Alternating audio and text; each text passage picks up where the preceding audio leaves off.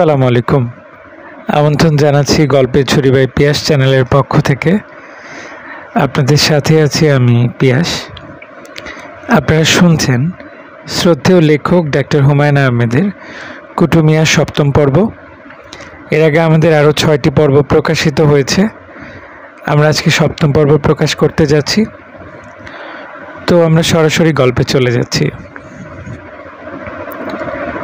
আমার সঙ্গে দেখা করতে এসেছে। কে দেখা করতে এসেছে? ওই যে লোকটা শৈলে বদ গেরান। কুটুমিয়া? যে কুটুমিয়া? আফাগো, আমার ডর লাগতেছে। হামিদা বিছানায় শুয়েছিল, উঠে বসলো। তার ইচ্ছা আসিয়াকে একটা কড়া ধমক দেয়। আলাদি ধরনের কথা অসহ্য লাগে। আমার ডর লাগতেছে মানে কি? ডর লাগার কি হয়েছে? এইসব হচ্ছে মন ডাকার কথা। আসিয়া বুঝতে পারছে কুটুকে তার আপা অপছন্দ করছে, কাজেই সে ডর লাগার কথা বলছে। যদি এমন হতো সে কুটুকে পছন্দ করত, তাহলে আসিয়া বলতো, লোকটা এমন ভালো, দেখলে মনে শান্তি শান্তি লাগে। হামিদা বলল, সে কি চায়? আপনার সঙ্গে কথা বলতে চায়। হাতে আইসক্রিমের বাটি, মনে হয় তরকারি আনছে। আফাগো, হ্যাঁ তরকারি খায়েন না, হ্যাঁ শৈল দিয়া ভুরভুর করে পচা গোবরের বাস আসতেছে। হামিদা বলল, আসিয়া এত কথা বলার দরকার নেই। আমি ওর তরকারি খাবো কি খাবো না সেটা আমি ঠিক করব। আজ কি বার? আজ বুধবার। আজ কি ৯ তারিখ? জানি না আফা। আজ যে ৯ তারিখ বুধবার, এই তথ্য হামিদা জানা আছে। তারপরে অন্যের কাছ থেকে জানতে চাওয়ার অর্থ এই যে হামিদা চাচ্ছে না আজকে দিনটা বুধবার হোক। তার অবচেতন মন আসিয়ার কাছ থেকে অন্য কিছু শুনতে যাচ্ছে।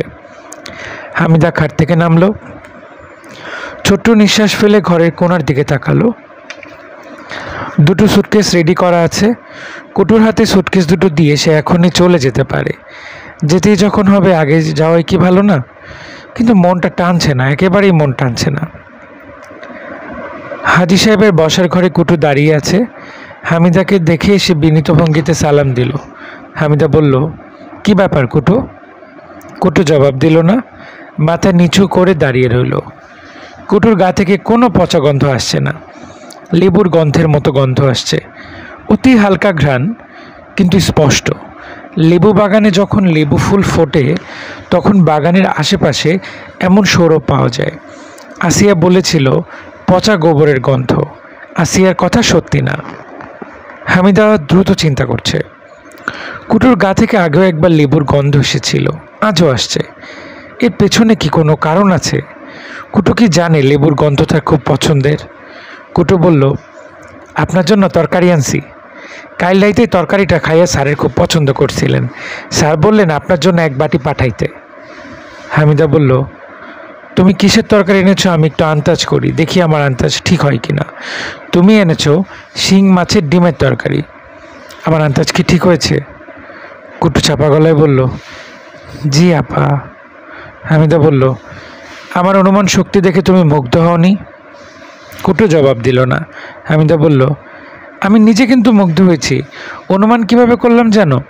শিং মাছের ডিমের ঝোল আমার খুব পছন্দের। দেশের বাড়িতে মা এই রান্নাটা রাঁধতেন। ভালো কোনো খাবারের কথা মনে হলেই আমার শিং মাছের ডিমের কথা মনে পড়ে। আমার পছন্দের জিনিসগুলি তুমি কিভাবে টের পাচ্ছ? কুটু মেঝের দিকে তাকিয়ে চুপ করে আছে। সে আইসক্রিমের বাটিতে করে সে ডিম নিয়ে এসেছিল, সেই বাটি এখন পিঠের দিকে সরিয়ে রেখেছে। হামিদা বলল, তুমি কি মানুষের মনের কথা বুঝতে পারো? দাঁড়িয়ে থেকো না, কথার উত্তর দাও। কুটু না সূচক মাথা নাড়ল। হামিদা বলল, তুমি আমাকে চা বানিয়ে খাইয়েছিলে, দেখা গেল সে চা আমাকে খাইয়েছো। সেই মশলা চা অনেক দিন থেকে আমার খাওয়ার শখ। আমার জন্য আবার তরকারি নিয়ে এসেছো। দেখা গেল যে তরকারি এনেছো সেই তরকারি অনেক দিন থেকে আমার খাওয়ার শখ। আমি তো কিছু বুঝতে পারছি না। কুটু বিড়বিড় করে বলল, আমি নিজেও কিছু বুঝি না পা। হামিদা বলল, আজ আমি ওই বাড়িতে যাচ্ছি, সেরকম কথা আছে। তুমি কি সেটা জানো? জানি।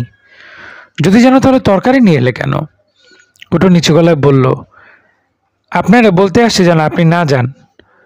আমার নিজের বাড়িতে আমি যাব না।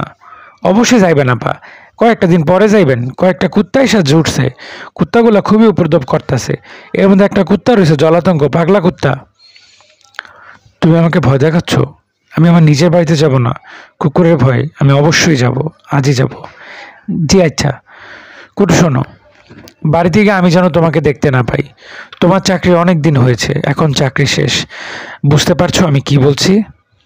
জি, তরকারিটাকে রেখা যাব না নিয়ে যাব? হামিদা ক্লান্ত গলায় বলল, তরকারি যা ইচ্ছা করো, ওই তরকারি আমি খাবো না। এখন আমার সামনে থেকে বিদায় হও। সাময়িক বিদায় না, পুরোপুরি বিদায়। আমি আমার বাড়িতে যখন যাব তখন যেন তোমাকে না দেখি। হাজি সাহেব বইয়ের দোকানে বসে আছেন, তার চোখ মুখ শুকনা, মুখ হা করা। তিনি পান খাচ্ছিলেন। পান চিবানো বন্ধ হওয়ায় মুখে পানের রসের আস্তরণ জমে গেছে। দেখে মনে হচ্ছে কেউ তার মুখের ভিতর খয়েরি রং করে দিয়েছে। হাজি সাহেব 10 মিনিট আগে খবর পেয়েছেন ইয়াকুব ঢাকা মেডিকেল কলেজ হাসপাতালে মারা গেছে। কুকুরের কামড়ে কেউ মারা গেছে এটা তিনি আগে শোনেননি। কুকুর তো সুন্দরবনের বাঘ না, ঝেড়ে লাথি দিলে কুকুর পালাবার পথ পায় না। সেই কুকুর কামড়ে মানুষ মেরে ফেলেছে, এটা কেমন কথা? ইয়াকুবের এক চাচাতো ভাই দোকানের সামনে এসে বিরাট হইচই শুরু করেছে। তাকে ঘিরে মানুষের ভিড়। সে আকাশ ফাটিয়ে চিৎকার করছে, কুত্তা দিয়ে আমার ভাইরে খাওয়াইছে, কি সর্বনাশ করছে গো, কুত্তা দিয়ে আমার ভাইরে খাওয়াইছে, আপনারা বিচার করেন, আমার আদরের বাইরে কুত্তা খাইয়া ফেলাইছে। হাজি সাহেব ম্যানেজারকে বললেন টাকা দিয়ে যেন এর মুখ বন্ধ করা হয়, তারপর আড়ালে নিয়ে যেন শক্ত থাপ্পড় দেওয়া হয়। হাজি সাহেবের মেজাজ খুবই খারাপ হয়েছে। তার সামনে নানান ঝামেলা। হাসপাতাল থেকে ডেড বডি আসবে, সেই ডেড বডি গ্রামের বাড়িতে পাঠাতে হবে, সঙ্গে টাকা পয়সা দিতে হবে, পুলিশের ঝামেলাও হবে, গন্ধে গন্ধে পুলিশ চলে আসবে। অস্বাভাবিক মৃত্যু মানেই পুলিশের মুখে হাসি। ওসি সাহেব তদন্তে আসবেন, গলা নিচু করে চিবিয়ে চিবিয়ে বলবেন, ইয়াকুব হলো পেসের কর্মচারী, সে তো দারোয়ানের কাজ জানে না, তারপর আপনি তাকে দারোয়ানের কাজ কেন করতে পাঠালেন? যে কুকুরগুলি মানুষ মেরেছে তারা তো আপনার ভাগ্নির পোষা কুকুর। আমরা গোপন সূত্রে খবর পেয়েছি কুকুরগুলি আপনার লোকের ইশারায় ছাপিয়ে পড়েছে। ঘটনা কি সত্যি? সত্যি হোক আর মিথ্যা হোক, আপনাকে আর আপনার ভাগ্নিকে একটু থানায় যেতে হবে। পুলিশের হয়রানি থেকে বাঁচার জন্য ম্যানেজারকে আগেভাগেই থানায় পাঠানো দরকার। হামিদার বাড়িতেও যাওয়া দরকার। আলাউদ্দিনকে সব কিছু বুঝিয়ে আসতে হবে। পুলিশ যদি তদন্তে আসে তাহলে যেন উল্টাপাল্টা কিছু না বলে। তাকে বলতে হবে, যখন কুকুর কামড়েছে আমি কিছুই জানি না, আমার শরীর খারাপ ছিল, আমি দরজা বন্ধ করে ঘুমাচ্ছিলাম। লাশের সুরাহতাল হবে, সুরাহতালের রিপোর্ট যেন কিছু না থাকে সেই ব্যবস্থা করতে হবে। সুরাহতাল যে ডাক্তার করবে তাকে টাকা খাইয়ে রাখতে হবে, যেন সে ঠিকঠাক লেখে কুকুরের কামড়েই মৃত্যু। উল্টাপাল্টা কোনো লাইন লিখে ফেললে সারে সর্বনাশ। হাজি সাহেব দীর্ঘশ্বাস ফেললেন। সৎভাবে মরেও রক্ষা নাই, চারদিকে টাকা খাওয়াতে হচ্ছে। এর চেয়ে আফসোসের কারণ আর কি হতে পারে? ইয়াকুবের ভাইয়ের চিৎকার বন্ধ হয়েছে, তাকে 700 টাকা দেওয়া হয়েছে। সে এখন বেশ খুশি মনেই দোকানের এক কোনায় বসে পিরিচে ঢেলে চা খাচ্ছে। দোকানের সামনে মানুষের ভিড় কমছে না, বরং বাড়ছে। হাজি সাহেব উঠে দাঁড়ালেন। আজ আর দোকান খোলা রাখা যাবে না, বসতে হলে প্রেসে গিয়ে বসতে হবে। তার আগে আলাউদ্দিনের কাছে যেতে হবে। হামিদাকে আজ কেন আনলেন না সেটা তাকে বলা দরকার। সে নিশ্চয়ই আগ্রহ নিয়ে বসে আছে। হয়তো দেখা যাবে হামিদার বাড়ির সামনেও রাজ্যের ভিড়, টিভি ক্যামেরা চলে এসেছে, চ্যানেলগুলি চালু হয়ে আজকাল নতুন জিনিস শুরু হয়েছে, অন দ্য স্পট নিউজ। চ্যাংড়া কোনো ছেলে হাতে মাইক্রোফোন নিয়ে হামিদার বাড়ির সামনে দাঁড়িয়ে রিপোর্ট করবে, এই সেই ঘাতক বাড়ি, এই বাড়িতেই 2টি কুকুরের আক্রমণে প্রাণ দিতে হলো নিরীহ ইয়াকুবের।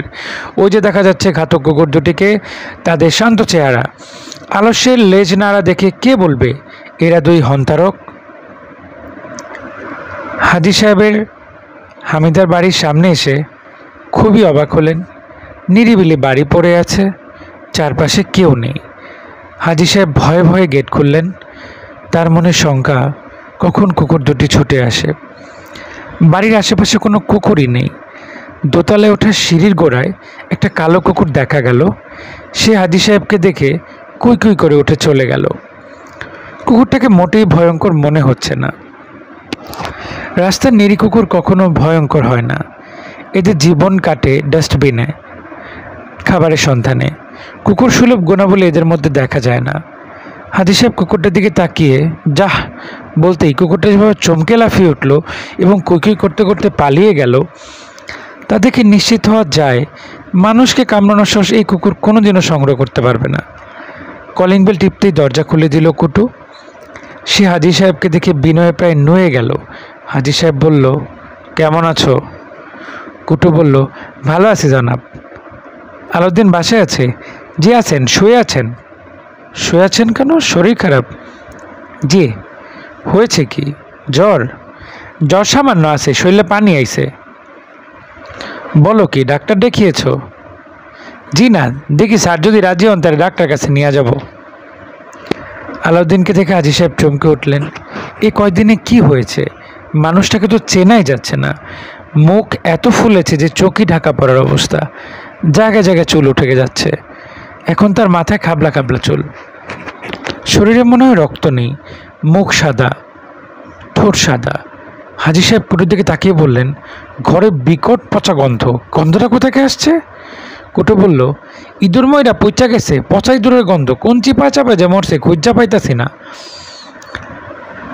দরজা জানলাও তো সব বন্ধ। দরজা জানলা খোলো, পর্দা সরাও, ঘরে আলো বাতাস আসুক।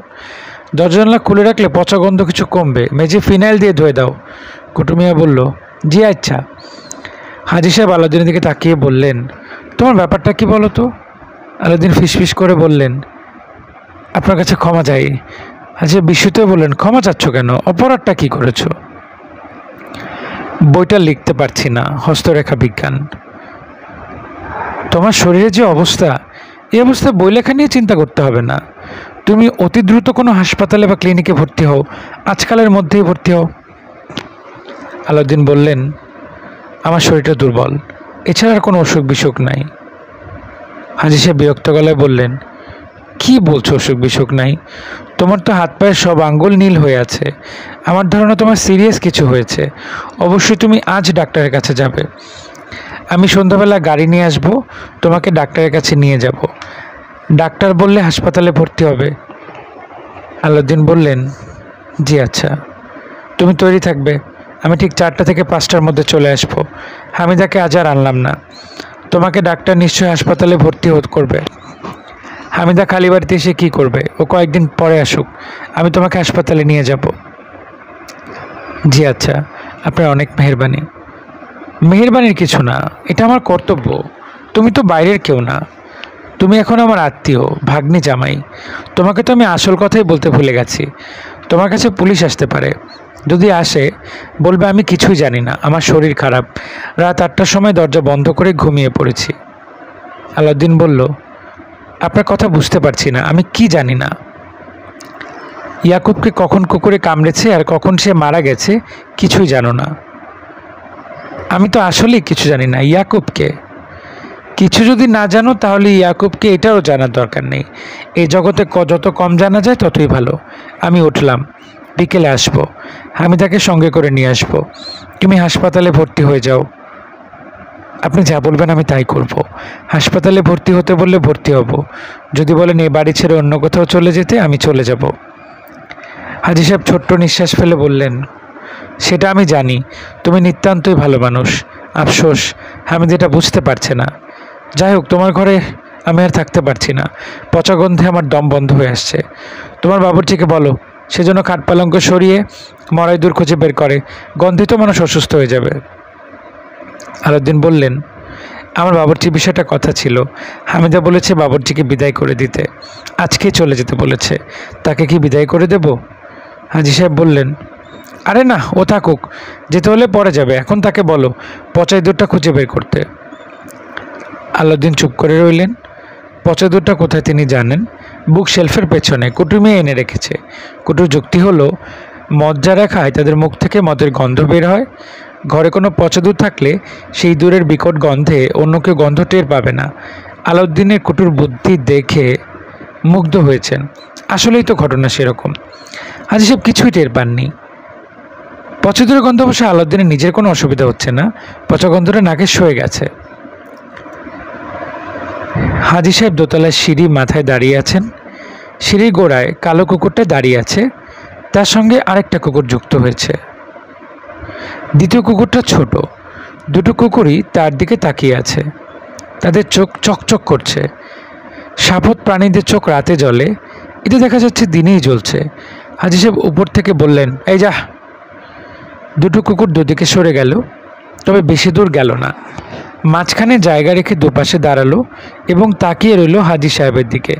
এক মুহূর্তের জন্য দৃষ্টি সরালো না। হাজি সাহেব একবার ভাবলেন কুটুকে সঙ্গে নিয়ে আসবেন, হাতে লাঠি সোটা থাকবে। কুকুর দুটিকে দেখতে ভয়ঙ্কর মনে হচ্ছে না, রাস্তার নিরী কুকুর যেরকম থাকে সেরকম, কিন্তু এরাই তো ইয়াকুবকে কামড়ে মেরে ফেলেছে। যদি তাকে তাড়া করে? তাছাড়া এদের চোখের দৃষ্টিটা ভালো না। হাজি সাহেব নিচে নেমে এলেন। তিনি ঠিক করে রেখেছেন যদি তাকে দেখে কুকুর দুটো কাছে এগিয়ে আসে তাহলেই দোতলায় উঠে কুটুকে ডেকে নিয়ে আসবেন। কুকুর দুটো যেরকম দাঁড়িয়েছিল সেরকমই দাঁড়িয়ে রইল। হাজি সাহেব উঠোনে নামলেন। কুকুর দুটো এখনও তাকিয়ে আছে, লেজ নাড়ছে কিন্তু নড়ছে না। তিনি গেটের দিকে এগুচ্ছেন। কুকুর দুটো এখন তার পেছনে পেছনে আসছে। তার কাছে হঠাৎ মনে হলো এরা তাকে কামড়াবে, অবশ্যই কামড়াবে। যে কোনো মুহূর্তে দুজন থেকে তার গায়ে ঝাঁপিয়ে পড়বে। আতঙ্কে হাজি সাহেবের শরীর হিম হয়ে গেল। তিনি শুনেছেন মানুষ যদি ভয় পায় কুকুর সেই ভয়টা বুঝতে পেরে আরও ভয়ঙ্কর হয়ে ওঠে। ভয় পাওয়া যাবে না, কিন্তু তিনি ভয়ের থেকে মুক্তি পাচ্ছেন না। তার কপাল ঘামছে, প্রবল ইচ্ছে করছে দৌড় দিতে। তিনি গেটের কাছাকাছি চলে এসেছেন। কুকুর দুটো কিছু বোঝার আগেই তিনি দৌড়ে গেট পার হতে পারবেন, কিন্তু দৌড়ানোটা ঠিক হবে না। কুকুরের সামনে যারাই দৌড় দিয়েছে তারাই কুকুরের কামড় খেয়েছে। ইয়াকুব হঠাৎ ভয় পেয়ে দৌড় দিয়েছিল বলেই কামড় খেয়েছে। হাজি সাহেব গেট পার হলেন। এখন তিনি রাস্তায়। রাস্তার পাশে গাছের নিচে একটা খালি রিক্সা আছে। রিক্সায় কোনো মতে উঠে পড়তে পারলে আর ভয় নেই। চলন্ত রিক্সায় কোনো যাত্রীকে কুকুর কামড়েছে বলে শোনা যায় না। এই কুকুর দুটো পাগলা কুকুরও না। পাগলা কুকুরের চালচলন আলাদা থাকে। এরা সারাক্ষণ মুখ হা করে থাকে, মুখ দিয়ে লালা পড়ে।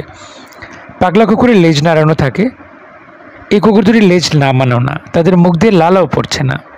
হাজি সাহেব রিক্সায় উঠলেন। রিক্সাওয়ালাকে ক্ষীণ স্বরে বললেন, বাংলা বাজার যাও। রিক্সাওয়ালা রিক্সা চালাচ্ছে। কুকুর দুটো পেছনে পেছনে আসছে, আসুক, এখন আর কোনো সমস্যা নেই। হাজি সাহেব স্বস্তির নিঃশ্বাস ফেললেন। আর তখনই কুকুর দুটো দুদিক থেকে সে তার উপর ঝাঁপিয়ে পড়ল। তিনি উঠে দাঁড়াতে চেষ্টা করলেন, রিক্সাটা উল্টে গেল। কুকুর দুটো পায়ের মাংসে দাঁত বসিয়ে দিয়েছে। রিক্সা উল্টে যাবার পরও এরা পালিয়ে গেল না, দাঁত বসিয়ে রাখল।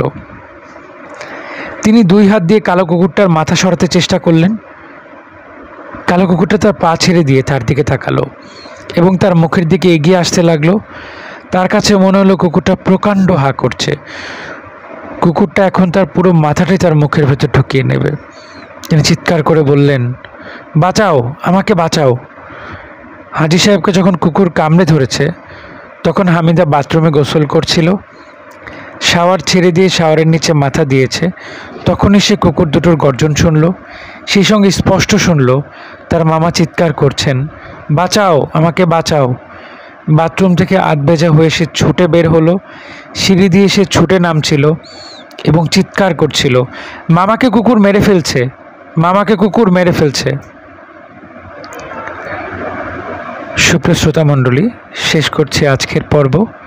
কুটুমিয়ার আগামী পর্বটা আরও ইন্টারেস্টিং হতে যাচ্ছে। আপনাদের সকলকে আগামী পর্ব শোনার জন্য আমন্ত্রণ রইল। ততক্ষণ পর্যন্ত সকলে ভালো থাকবেন, সুন্দর থাকবেন এবং গল্পের ছড়ি ভাই পিএস চ্যানেলের সঙ্গে থাকবেন। আল্লাহ হাফেজ।